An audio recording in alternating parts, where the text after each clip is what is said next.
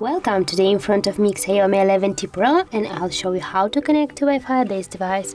So first way, that just go to the notification bar, and here you get the Wi-Fi icon. Just tap on the icon and now your Wi-Fi is turned on. If you want to go to settings, just tap here and you will see the all available networks. If you want to turn on the Wi-Fi, just tap on the switcher again. A second, you see your Wi-Fi is turned off now.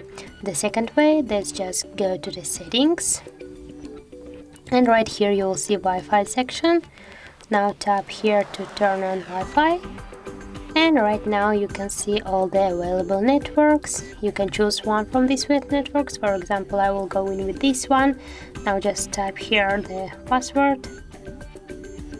You can see your password by tapping here on the eye icon, and now just tap here to connect, and as can you see, our device has successfully connected to this network. Also, you can forget this network by tapping here, and you get here the forget network. Now just confirm that, and you can choose another network. If you wanna just turn off the Wi-Fi, just click here on the switcher, and that's it. So if you find this video helpful, leave like, comment and subscribe our channel.